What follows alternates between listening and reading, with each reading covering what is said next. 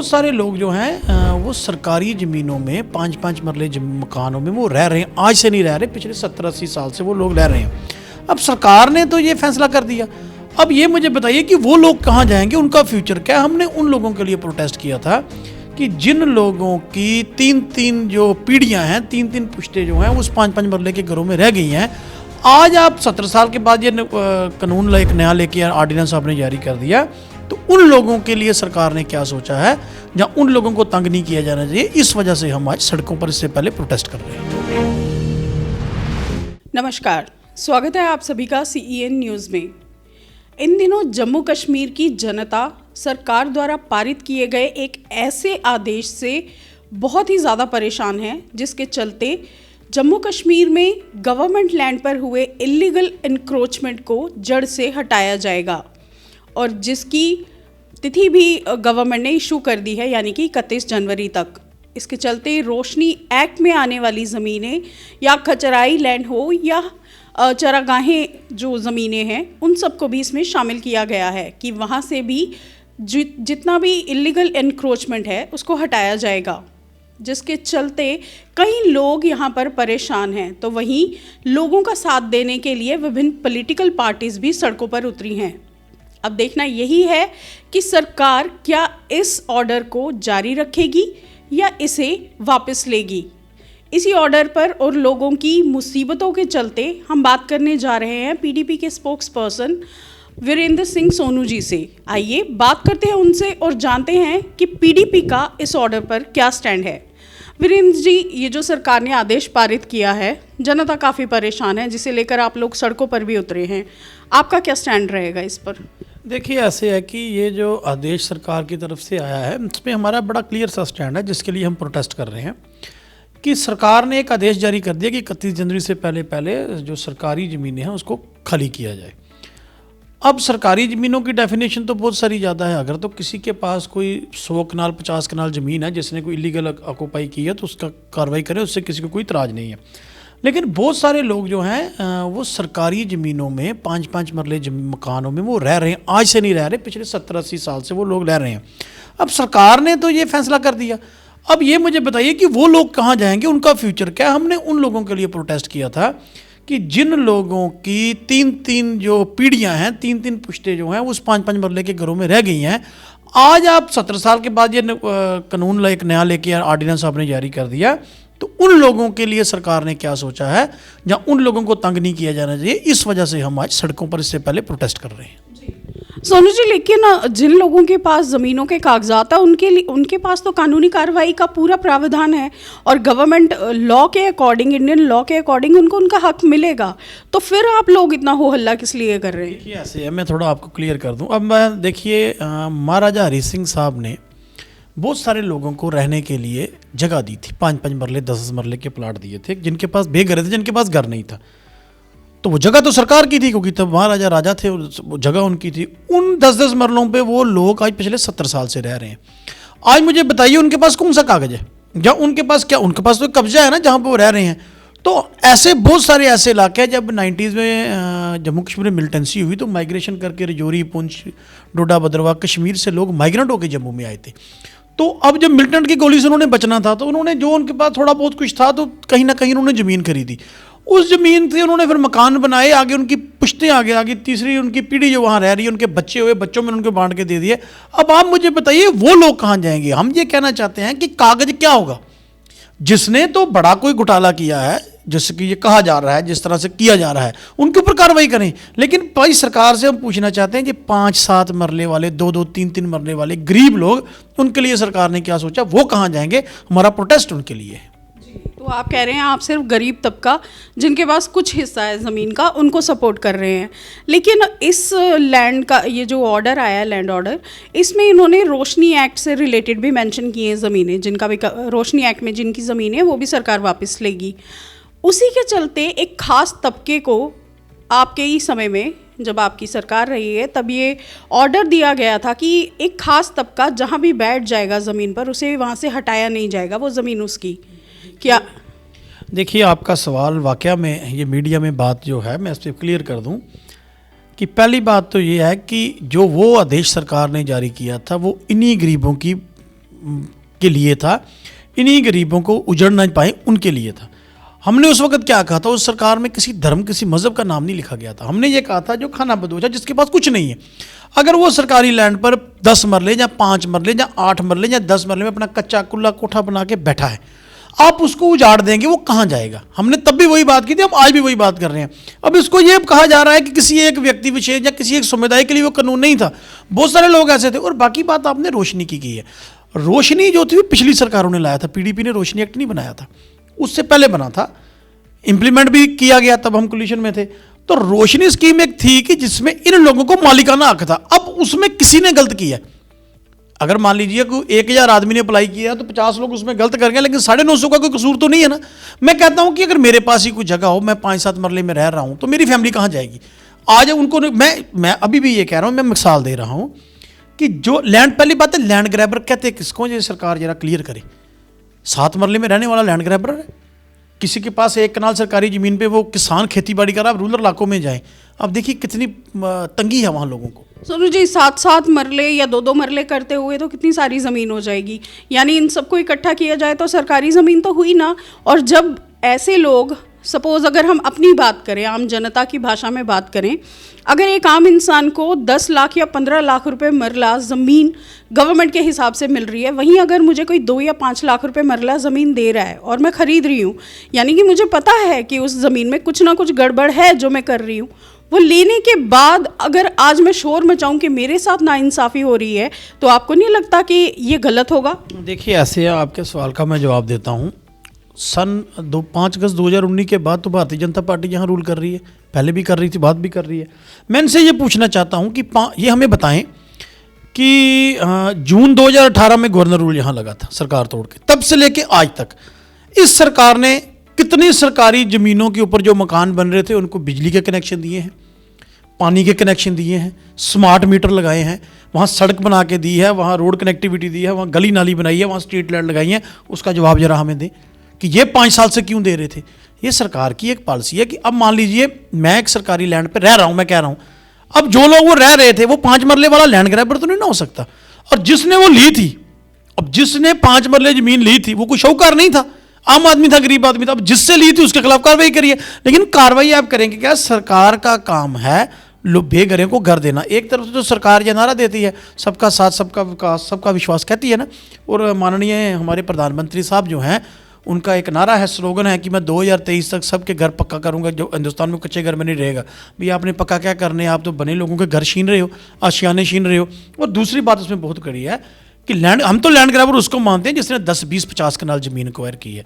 और एक बात बहुत बड़ी भी है, आज जम्मू में किसी के पास अगर एग्रीकल्चर लैंड 1 कनाल है, एग्रीकल्चर लैंड, वो गरीब किसान खेती बाड़ी करता है, तो मुझे बताइए आप कनाल तो उससे छीन लेंगे, आप देना किसको चाहते हैं? आपकी मंशा क्या है इसके पीछे? अब आप कहते हैं जी आपने तब सोचा नहीं जब लिया। भाई जब मिलिटेंसी में लोग आए, जब जान पर बनी थी, लोगों ने सोचा है कच्चा कुली कहीं 2, 4, 5 मरले जमीन लो जा रही है, मैं जाकर बैठ के अपना घर बसाऊं, अपना आशियाना बसाऊं। अब जम्मू शहर की कितनी ऐसी कॉलोनी है जो बाद में सरकार ने रेगुलाइज की है, पता उंगलों पे आप गिन सकते हैं। उनको रेगुलाइज क्यों किया था सरकार ने? क्योंकि उनको सोचा कि अब ये लोग आके बैठ चुके हैं, अब इनको उजाड़ेंगे, ये कहाँ जाएंगे, इनसे पैसे ले लो, इनको रेगुलाइज कर दो। अब मुझे बताइए, अब ये सरकार सबको कहती है कि आप ये खाली कर दो। और इसमें बड़ी बात है कि जो लोग पीओके से आए हैं, 47 के माइग्रेंट के, 65 के, 71 के, वो भी तो सरकारी जगहों पर आकर उन्होंने अपने मकान बनाए थे ना, रहने के लिए उनको जगह सरकार ने दी। आज आप उनसे भी फिर खाली कराओगे तो वो कहाँ जाएंगे? वो दूसरा एक संताप और अपने मतलब बर्दाश्त करेंगे। एक पहले उन्होंने घर छोड़ा, आज छुड़ाएंगे। जैसे हम सरकार से पूछना चाहते हैं, मैं अभी भी कह रहा हूँ, अगर किसी के पास 50, 60 कनाल, 100 कनाल ज़मीन है, उसके खिलाफ कार्रवाई करो, हम उसके हक में नहीं है।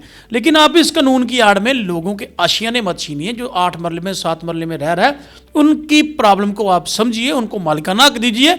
आपके कानून में, आपने कानून बनाया था, उसमें किसी ने गलत किया तो लोगों का कोई कसूर नहीं है। सोनू जी, अभी आपने सरकार की मंशा पर सवाल उठाया कि सरकार यहाँ लोगों से ज़मीनें लेकर किसे देना चाहती है।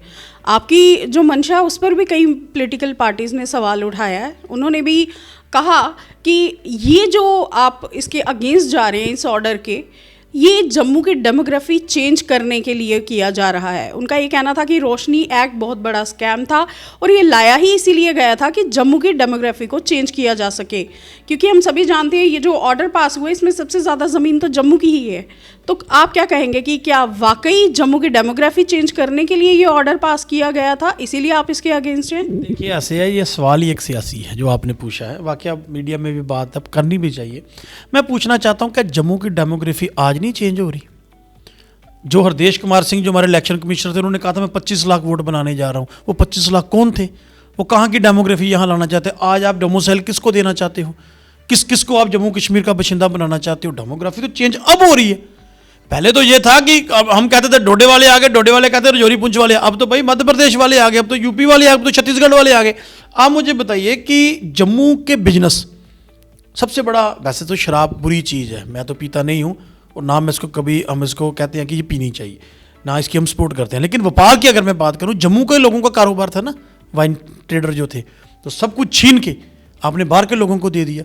क्यों पॉलिसी ऐसी बनाई? अब मुझे बताइए, अब इकोनॉमिक चेंज जम्मू में आई कि इससे इकोनॉमिक यहाँ पर खिलाफ पैदा हुआ, जो उससे पहले पैदा हुआ? और आप मैं और बात बताऊँ, जिन लोगों ने ये शराब के ठेके लिए हैं ना, उन्होंने स्टाफ वहाँ काम करने वाला बाहर से लाया है। जम्मू के लोग बेरोजगार होकर बैठ चुके हैं। अब मुझे बताइए ये कौन सी चेंज की तरफ भारतीय जनता पार्टी और एलजी एडमिनिस्ट्रेशन जा रही है? इसका ये जवाब दे दें। दूसरी बात, जो जियोलॉजी एंड माइनिंग का जो मिनरल्स के हमारे काम है, कौन लोग कर रहे हैं? बाहर से आके लोग कर रहे हैं। ये पहले जम्मू कश्मीर के लोग करते थे ना। भाई डेमोग्राफी चेंज ये होती है जो भारतीय जनता पार्टी बड़े आराम से कर रही है, हम लोगों को समझ नहीं आ रही। नहीं सोनू जी, ये तो हिंदुस्तान का हिस्सा है। अगर हम लोग बाहर जाकर नौकरियां कर रहे हैं, काम कर रहे हैं, तो हिंदुस्तान के बाकी लोग भी तो यहाँ आके काम कर सकते हैं, रह सकते हैं। उस पर तो आप ऑब्जेक्शन नहीं कर सकते हैं ना? जी बहुत अच्छी बात है। अगर मैं घर पे भूखा मर रहा हूँ तो मेरे बुजुर्ग जो हैं अपने बच्चों को छोड़ के पड़ोसी को खाना देना चाहते हैं, तो हमारा फ्यूचर कहाँ जाएगा? मेरा फ्यूचर तो मेरे घर में है ना। मुझे बताइए कितने लोग हैं जो हिमाचल प्रदेश में नौकरी करते हैं? कितने लोगों के पास हिमाचल प्रदेश में ज़मीन है जम्मू कश्मीर के? बस बता दें जरा, हमें वो आंकड़ा दे दें। कितने लोगों के पास है जो हिमाचल प्रदेश में उनको नौकरी भी मिलती है, जो ज़मीन मिलती है, वो आंकड़ा दे, मैं मान लेता हूँ। और दूसरी बात, एक नॉर्थ ईस्ट में स्टेट है जहाँ भारतीय जनता पार्टी खुद गवर्न कर रही, इनका चीफ मिनिस्टर है, वहाँ क्यों एक 2 फ्लैग लगते हैं? वहाँ क्यों उनका स्पेशल कॉन्स्टिट्यूशन है? ये चीज़ें हैं जो हम समझ नहीं पा रहे हैं। भाई कोई आए व्यापार करे, लेकिन पहले हमें हमारा हक मिलना चाहिए ना। अब मुझे बताइए, जम्मू कश्मीर के नौजवान 4 साल से सड़कों पर हैं, तो नौकरियां बाहर के लोगों को बांटना चाहते हैं, ये कहाँ जाएंगे? इनकी बात कौन करेगा? तो पीडीपी का क्लियर स्टैंड क्या है अभी जम्मू कश्मीर स्टेट को लेकर के? हमारा बिल्कुल क्लियर स्टैंड है मैडम जी। आप तो कह रहे हैं जम्मू कश्मीर स्टेट, इन्होंने तो यूटी बना दी है। हम चाहते हैं 5 अगस्त 2019 से पहले वाली पोजीशन बहाल करें। मेरी चीज़ पे पहला हक मेरा होना चाहिए। मेरे पास ज़्यादा है तो मैं पड़ोसी को दे सकता हूँ, अगर मेरे पास है ही नहीं मैं दूँ किसको? और दूसरी बात तो ये है, पहले तो हम ये होता था ना, जम्मू वाले कश्मीर का खाए, कश्मीर वाले जम्मू का खा गए। अब तो दोनों देख रहे हैं, अब तो बाहर के लोग हमें खा रहे हैं। अब मुझे बताइए, मैंने व्यापार की आपको एक एग्जाम्पल दी है। इस तरह से आप ज़मीनों की बात अगर करें, आज मुझे बताइए कि सरकार लोगों से मकान छीनना चाहती है, जो लोग 70 साल से वहाँ रह रहे हैं उनको छीनना चाहती है, तो वो लोग जाएं कहाँ? उन लोगों की बात कौन करे? और दूसरी बात, मैं जो आपने कहा जी हमारा क्या स्टैंड है, हम जम्मू कश्मीर के लोगों के लिए हैं। मैं जम्मू के लोगों के लिए हम यहाँ बैठे हैं। जम्मू की भी उतनी बात करते हैं जितनी कश्मीर की बात करते हैं। इस आर्डर के आड़ में जम्मू के गरीब आदमी का नुकसान नहीं होना चाहिए। बड़ी मछलियों को पकड़ो, कोई नहीं कह रहा किसी ने गलत किया उसके खिलाफ करो, लेकिन उसकी कोई गलती नहीं है। जो 5 मरले मकान में पिछले 70 साल से रह रहा है, जिसको सरकार ने दिया, उनकी गलती कोई नहीं है। उनके घर जो है वो नहीं उजाड़ने चाहिए। और हाँ, एक बात आप कहेंगे जी सरकार ने कह दिया, भाई लिख के देना, आर्डर एक लिखती दें भी उनके लोगों के साथ छेड़छाड़ नहीं। कहने को तो एलजी साहब ने कहा था 80,000 करोड़ की डेवलपमेंट आई, तो जब पार्लियामेंट में लिख के दिया तो वो 350 करोड़ आया। इतने 1000 करोड़ आए नहीं जो उन्होंने कह दिया। तो इनकी बातों पर हमें यकीन नहीं है। जम्मू के लोगों के साथ इंसाफ करना चाहिए। सोनू जी, ये तो रही थी लैंड ऑर्डर जो आया था उससे रिलेटेड। एक राहुल गांधी जी अभी भारत जोड़ो यात्रा के चलते पीडीपी का समर्थन भी है उन्हें। आप क्या कहेंगे कि किस तरह से आप उनको समर्थन कर रहे हैं, या किस हद तक ये समर्थन आपका कांग्रेस को रहेगा? देखिए ऐसे है कि पहली बात तो ये है कि ये एक पॉलिटिकल यात्रा नहीं है, कांग्रेस की नहीं, भारत जोड़ो यात्रा है। राहुल गांधी जी ने न्योता दिया कि मुल्क को एक जोड़ना चाहते हैं, नफरत की राजनीति बंद करना चाहते हैं। तो इन मुद्दों पे हमने उनको समर्थन दिया कि उनका हम वेलकम करेंगे। वेलकम का राहुल गांधी जी लखनपुर में एंटर कर चुके हैं। हमारी जो लोकल टीम है वो मिली है जम्मू में, वो 23 को सुबह पहुंच रहे हैं। तो 23 तारीख को हम भी उनका वेलकम कुंजवानी चौक में करेंगे। और कश्मीर में महबूबा मुफ्ती साहिबा जो हमारी पार्टी प्रेसिडेंट है, वो उनके साथ वहाँ उस रैली को साथ रहेंगे और उनका वेलकम करेंगे। बाकी हमें एक बात बड़ी क्लियर है, जो देश को जोड़ने की बात करेगा हम उसके साथ, जो नफरत की राजनीति को बंद करने की बात करेगा हम उसके विचारधारा, वो कोई भी हो जो देश को जोड़, जो नफरत सिखाए, जो धर्म के नाम पे राजनीति करे या देश को बांटने की बात करे, हम उसके सख्त खिलाफ हैं। क्योंकि देश हमारा है, हम सब देश के हैं। तो देश को जोड़ने की बात राहुल जी ने किया, देश को तोड़ने की या नफरत फैलाने की बात कौन कर रहा है, आप साफ शब्दों में कहेंगे? देखिए, मैं तो नफरत फैलाने की बात आप भी समझते हैं, मैं भी दर्शक आपके जानते हैं। नफरत फैलाता कौन है? 80-20 की राजनीति करना कौन चाहता है? मंदिर मस्जिद की राजनीति करना कौन चाहता है? कौन? लेकिन अलायंस तो आपका था उनके साथ। बिल्कुल, हमने एजेंडा ऑफ अलायंस किया था। जब जम्मू कश्मीर के इलेक्शन हुए, जम्मू के लोगों ने बीजेपी को वोट दिया, कश्मीर के लोगों ने पीडीपी को वोट दिया, तो हमने एक रीजन के मैंडेट के हक में अपना सिर नवाया और एजेंडा ऑफ अलायंस बनाया। तब भी हमने ये कहा था कि 4 साल, जब हम 4 साल लगभग हमने सरकार की, लेकिन हमने इनसे कहा था 370-35 के साथ छेड़छाड़ नहीं होगी। उन्होंने नहीं ना की 4 साल, उनका एजेंडा था, लेकिन हमने कामयाब नहीं ना होने दिया। यही हमारा था, हम दोनों रीजनों को जोड़ के रखना चाहते थे। जो मैं आज दुख की बात है कि इस रूल में, इस रिजाइम में वो दोनों रीजनों के बीच नफरत इन्होंने और फैलाई है। हम तब भी कहते थे, हम आज भी कहते हैं, जम्मू कश्मीर लद्दाख एक है। हमारी रियासत को 2 हिस्सों में बांट दिया, हमें स्टेट से यूटी बना दिया। तो इन चीज़ों के हम खिलाफ है। तो हम ये कहना चाहते हैं कि जो नफरत की राजनीति करता हम उसके खिलाफ है, जो सेकुलरिज्म की बात करता, सबको साथ लेके चलने की बात करता, हम उसका वेलकम करेंगे। जी, वेलकम तो आप कांग्रेस को कर रहे हो, क्या फ्यूचर में आपका अलायंस देखा जा सकता है? देखिए, मैंने पहले कहा हम कांग्रेस को नहीं कर रहे, हम भारत जोड़ने की बात को कर रहे हैं।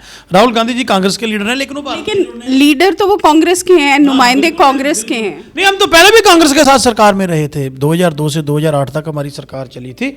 तो ये आने वाले वक्त में होगा क्या नहीं होगा, लेकिन आज भारत जोड़ने की बात है। हम भारत जोड़ने के लिए राहुल गांधी जी का भारत जोड़ो यात्रा का वेलकम कर रहे हैं। सोनू जी, कई लोगों का ये भी कहना है कि कांग्रेस जो है अलग अलग गुटों में बट चुकी है। कई उनके जो सीनियर लीडर्स हैं उनको छोड़ के जा चुके हैं। जम्मू कश्मीर में भी हमने देखा कई सीनियर लीडर्स ने जो उनका साथ छोड़ दिया, कई उनको वापस ज्वाइन भी कर रहे हैं। लेकिन आप क्या कहेंगे कि ये भारत जोड़ो यात्रा है या कांग्रेस जोड़ो यात्रा है? देखिए, ऐसे है, पॉलिटिकल पार्टियों में लोग आते हैं, जाते हैं, चले जाते हैं। इससे ये मुझे नहीं लगता कोई नई बात है। तो कांग्रेस, इसका जवाब तो कांग्रेस दे सकती है, या कौन छोड़ गया, कौन रह गया, क्यों नहीं रह गया। लेकिन मैंने पहले भी बात की, हम छोड़ने की बात ही नहीं कर रहे, हम तोड़ने की बात नहीं कर रहे, हम जोड़ने की बात कर रहे हैं। भारत को जोड़ने की बात है, हम उनके साथ हैं। और कोई भी नफरत की राजनीति छोड़ के देश को जोड़ने की बात करे तो हम उसका भी वेलकम करें, वो कोई भी हो। लेकिन कोई भी हो, हमारा बिल्कुल क्लियर मानना है, देश सबका है, हम सब देशवासी हैं। तो देश को जोड़ने की बात है तो हम उसका समर्थन करेंगे। बाकी भाई, भारतीय जनता पार्टी में भी लोग निकले हैं, वो कोई इधर जाता है, कोई उधर जाता है। ये एक सिस्टम है, पॉलिटिकल पार्टी में लोग आते जाते रहते हैं। मैं इस पर ज़्यादा कोई बात कहना नहीं चाहता। बहुत बहुत धन्यवाद। तो ये थे हमारे साथ पीडीपी के स्पोक्स पर्सन, जिन्होंने अपनी विचार एकदम साफ शब्दों में हमसे कहे, जनता तक अपनी बात ये पहुंचाना चाहते थे। दूसरा, हम ये आपको कहना चाहेंगे कि भारत जोड़ो यात्रा को लेकर लोगों के दिलों में बहुत उत्साह भी है और वहीं लोग कहीं ना कहीं इसको सिरे से खारिज भी कर रहे हैं। पीडीपी ने इसे अपना समर्थन दिया है। आने वाले दिनों में यही हम देखेंगे कि क्या पीडीपी का ये समर्थन सिर्फ भारत जोड़ो यात्रा को रहेगा या फिर कांग्रेस पार्टी को भी रहेगा। और इलीगल एनक्रोचमेंट को लेकर पीडीपी ने अपनी बात पहले भी कही थी, वो अभी भी कह रहे हैं कि वो आम जनता के साथ हैं। लेकिन वहीं दूसरी तरफ उनका ये भी कहना है कि जिन लोगों ने वाकई में इलीगली इस पर एनक्रोचमेंट कर रखा है, सरकार उनके खिलाफ कार्यवाही करे। वीडियो जर्नलिस्ट सनी के साथ संध्या मुखर्जी, CEN न्यूज़, जम्मू। बहुत सारे लोग जो हैं वो सरकारी ज़मीनों में 5-5 मरले मकानों में वो रह रहे हैं। आज से नहीं रह रहे, पिछले 70-80 साल से वो लोग रह रहे हैं। अब सरकार ने तो ये फैसला कर दिया। अब ये मुझे बताइए कि वो लोग कहाँ जाएंगे, उनका फ्यूचर क्या है। हमने उन लोगों के लिए प्रोटेस्ट किया था कि जिन लोगों की 3-3 जो पीढ़ियाँ हैं, 3-3 पुश्ते जो हैं, उस 5-5 मरले के घरों में रह गई हैं। आज आप 17 साल के बाद ये कानून एक नया लेके ऑर्डिनेंस आपने जारी कर दिया, तो उन लोगों के लिए सरकार ने क्या सोचा है, जहाँ उन लोगों को तंग नहीं किया जाना चाहिए। इस वजह से हम आज सड़कों पर इससे पहले प्रोटेस्ट कर रहे हैं। CEN न्यूज, देश प्रदेश की ताजा तरीन खबरों के लिए CEN न्यूज को सब्सक्राइब करें और रहें पल पल की खबर से हर पल बाखबर।